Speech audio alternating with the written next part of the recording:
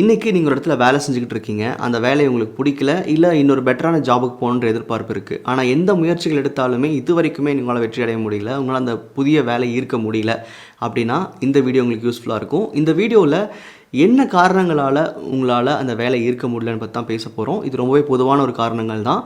உங்களுக்கு பர்சனலாக உங்களுடைய கான்ஷியஸ் லெவல் என்ன பிளாக்கேஜஸ் இருக்குது, இல்லை அதை எப்படி சரி பண்ணிக்கணும், இன்றைக்கி இருக்கிற வேலையை விட்டுட்டு எனக்கு ஒரு பெட்டரான ஜாப், ஒரு பெட்டரான சேலரிக்கு போகணும்னு நீங்கள் நினைக்கிறீங்கன்னா அதுக்கு உங்கள் எண்ணங்கள் மூலயமா இல்லை இந்த ஈர்ப்பு விதி சம்மந்தமாக என்னென்ன விஷயங்கள் நீங்கள் ஃபாலோ பண்ணணும், ஸ்டெப் பை ஸ்டெப் கைடன்ஸ் வேணும்னு நினச்சிங்கன்னா என்னுடைய கான்டாக்ட் நம்பர் கீழே டிஸ்கிரிப்ஷனில் கொடுத்துருக்கேன், எனக்கு நீங்கள் வாட்ஸ்அப் பண்ணலாம். நான் கொடுத்துட்டு இருக்கிற பர்சனல் கைடன்ஸில் இனிஷியலாக 2 hours கால் இருக்கும். அது போக ஒரு 6 monthsக்கு எவ்ரி மந்த் ஒரு ½ hour ஃபாலோ அப் கால் இருக்கும். உங்களுக்கு தேவைப்பட்டுச்சுன்னா என்னை கான்டாக்ட் பண்ணுங்கள்.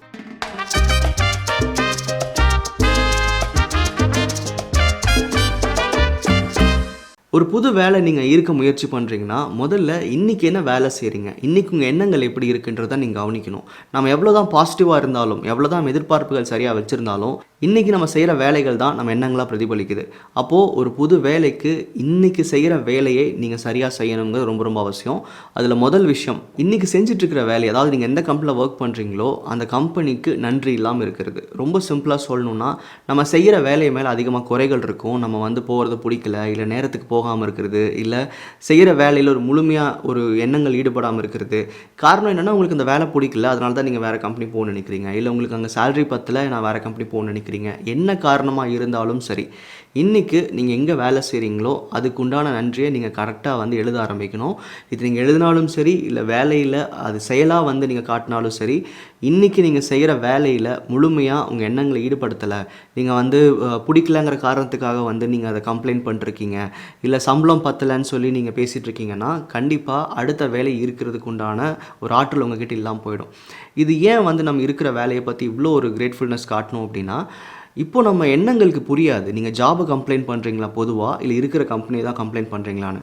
ஒவ்வொரு நாளும் நம்ம ஆஃபீஸ்க்குள்ளே போகும்போதும் இது எனக்கு பிடிக்காம தான் வரேன்றதை நம்ம சமூகம் ஏதாவது ஒரு மூலியமாக எக்ஸ்ப்ரெஸ் பண்ணிட்டே இருப்போம். அப்படி இருந்தீங்கன்னா உங்களுக்கு வேலையே மொத்தமாக பிடிக்கலங்கிற ஒரு பெர்ஸ்பெக்டிவ் தான் கான்ஷியஸ் நீங்கள் கொடுப்பீங்க. நீங்கள் ஒர்க் பண்ணுற இடத்துல உங்களுக்கு நிறையா விஷயம் பிடிக்கல அப்படின்னாலும் உங்களை கம்ஃபர்டபுளாக வச்சுருக்கிற 1-2 சின்ன சின்ன விஷயங்கள் இருக்கலாம். உங்களுக்கு பிடிச்ச கலீக்ஸ் இருக்கலாம், பியர் குரூப் இருக்கலாம், இல்லை உங்களை சப்போர்ட் பண்ணுற மேனேஜர்ஸ் இருக்கலாம். எது சரியாக இருக்காங்க அந்த விஷயங்களை முதல்ல நீங்கள் தேங்க் பண்ண ஆரம்பிக்கணும். நீங்கள் ரெகுலராக நன்றி எழுதுகிற ஆளாக இருந்தீங்கன்னா தொடர்ந்து உங்கள் கரண்ட் கம்பெனியை பற்றின நன்றிகளை ஆட் பண்ண ஆரம்பிங்க. இதுதான் உங்களுடைய அடுத்த லெவல், அதாவது அடுத்த கம்பெனிக்கு போகணுங்கிற எண்ணத்தை நேர்மறையாக வச்சுக்க ஆரம்பிக்கும்.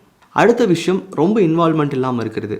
நம்ம இன்றைக்கி என்ன செய்யும் போது 100% செய்யணுங்கிறது தான் ரொம்ப ரொம்ப முக்கியம். காரணம் என்னென்னா, இன்றைக்கி நம்ம செயல்களில் ஒரு தேக்கம் இருக்குது, ஒரு முழுமையான ஒரு எண்ணம் இல்லை அப்படின்னா உங்களுக்குள்ளேயே அந்த செல்ஃப் கான்ஃபிடன்ஸ் இல்லாமல் போயிடும். ஒரு புது வேலை கிடச்சா எப்படி நீங்கள் ஹேண்டில் பண்ணுவீங்கன்றதை இன்றைக்கி நீங்கள் செய்கிற செயல்கள் வச்சு தான் அவங்க கான்ஷியஸ் புரிஞ்சுக்கும்.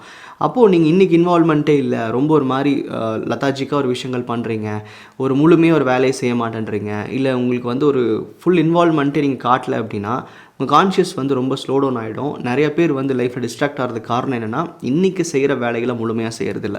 வேலைன்னா நீங்கள் கம்பெனியில் செய்கிற வேலையை மட்டும் சொல்லலை, உங்களுக்கு ஒரு வாழ்க்கையில் ஒரு பார்ட் உங்களுக்கு பிடிக்கலங்கிறதுக்கு வேண்டி எல்லாத்தையும் நம்ம செய்யாமல் இருப்போம். ஒரு லேட்டாக எந்திரிக்கிறது, இல்லை எல்லா விஷயங்களையும் தள்ளி போடுறது, எதுக்குமே ஒரு முழுமையான எண்ணத்தை காட்டாமல் இருக்கிறது. நீங்கள் செய்கிற வேலைகள்லேயே ஒரு 100% உங்கள் கான்ஷியஸ் நீங்கள் காட்டலை அப்படின்னா, உங்களுக்கு இன்ட்ரெஸ்ட் இல்லைங்கிற மாதிரி நீங்கள் காமிச்சிக்கிட்டு இருந்தீங்க, அது மாதிரி நடந்துக்கிட்டு இருந்தீங்க அப்படின்னா உங்கள் கான்ஷியஸ் ரொம்பவே ஸ்லோ ஆகிடும். நீங்கள் புது வேலை இருக்கும்போது கூட உங்களுக்கு பெருசாக ஒரு முழுமையான எண்ணம் வராது. ஸோ இன்றைக்கி செய்கிற வேலை அது என்ன வேணால் இருக்கட்டும், உங்களுக்கு பிடிச்சிருக்கா பிடிக்கலையா, உங்களோட பார்ட் நீங்கள் செஞ்சு ஆகணும் அப்படின்னா அதுக்கான 100% இன்வால்மெண்ட் நீங்கள் கொடுக்கணும். அடுத்த விஷயம், கூட வேலை செய்கிறவங்களோட சேர்ந்து கம்பெனியை பற்றி தப்பாக பேசுகிறது, அதாவது காசிப் பண்ணுறதுன்னு சொல்லுவோம் இல்லையா. ஸோ இது நீங்கள் தொடர்ந்து பண்ண உங்களுக்கு அந்த என்விரான்மெண்ட்குள்ளே போகிறதுக்கே ரொம்ப கஷ்டமாயிடும். இது இனிஷியலாக ஏதோ உங்களோட விரக்தியில் நீங்கள் பேசுகிற மாதிரி இருந்தால் கூட தொடர்ந்து அந்த கம்பெனிக்குள்ளே நீங்கள் போகும்போது எல்லாமே இந்த நெகட்டிவ் தாட்ஸ் க்ரியேட் ஆகிறதுக்கு உங்கள் கூட இருக்கிறவங்களும் காரணம். ஸோ ஒருவேளை உங்கள் டீமில் யாராவது பேசிகிட்டு இருக்காங்கன்னா போய் இன்வால்வ் ஆகிட்டு நீங்களும் அதுக்கு சேர்ந்து கான்ட்ரிபியூட் பண்ணாதீங்க. ஏன்னா உங்களுடைய நெகட்டிவ் எண்ணங்கள் உங்களோட பர்சனல் கோலை தான் பாதிக்க போகுது. நீங்கள் அங்கே இருக்கிற ஒவ்வொரு நிமிஷமும் அது உங்களை நெகட்டிவாக பார்க்க வைக்கும். ஸோ இன்றைக்கி எவ்வளோ பேர் காலையில் ஆஃபீஸ் கிளம்பும் போதே போகணுமா அங்கே அப்படிங்கிற சில தாட்டோடு தான் போவீங்க. அப்படி இருந்துச்சுன்னா அதுக்கு முக்கியமான காரணம் நீங்கள் கொலீக்ஸோடு சேர்ந்துட்டு கம்பெனியை பற்றி தவறாக பேசுகிறது தான்.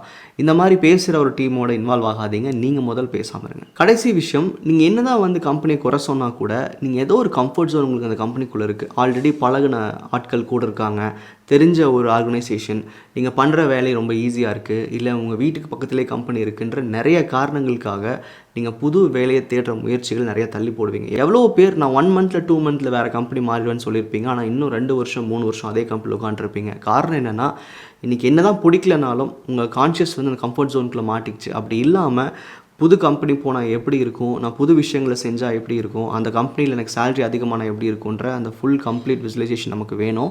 ஸோ உங்களுக்கு தெரிஞ்ச ஏதாவது ஒரு மேனிஃபெஸ்டேஷன் ப்ராசஸ் யூஸ் பண்ணுங்கள், விசுவலைஸ் பண்ணுங்கள், ஸ்கிரிப்டிங் பண்ணுங்கள், இல்லை அஃபர்மேஷன் கூட கேட்கலாம். ஒரு புது வேலை இருக்கிறதுக்கு உண்டான முயற்சிகளையும் தினமும் நீங்கள் வச்சுருக்கணும். நிறைய பேர் வந்து இன்றைக்கி வேலையில் இருக்கிறவங்க புது வேலைக்கு போகாமல் இருக்கிறதுக்கு காரணம் என்னென்னா, இன்றைக்கி ரியாலிட்டியில் இன்றைக்கி இந்த கம்ஃபர்ட் எனக்கு போதும் அப்படிங்கிற மைண்ட் செட்டில் இருக்கீங்க. ஆனால் இங்கே ஒரு இடத்துல உள்ள குறை சொல்லிட்டே இருக்கீங்க. இப்படி இருந்தீங்கன்னா உங்களுக்கு ஒரு தேவை இருக்குது, ஆனால் அது வேண்டாங்கிற மாதிரி ஒரு கான்ட்ரடிக்ஷன் கான்ஷியஸ்குள்ளே க்ரியேட் பண்ணுவீங்க. அப்படி இல்லாமல் உங்களுக்கு ஒரு முயற்சி இருக்குன்னா அதுக்குண்டான முயற்சியை டெய்லியும் போடணும். தள்ளி போடாதீங்க உங்களோட எண்ணங்களை. ஸோ இந்த 4 காரணங்கள் தவிர உங்களுக்கு ஏதாவது காரணங்கள் இருந்துச்சுன்னா கீழே கமெண்ட் பண்ணுங்கள். மற்றவங்களுக்கு அது யூஸ்ஃபுல்லாக இருக்கும். நன்றி.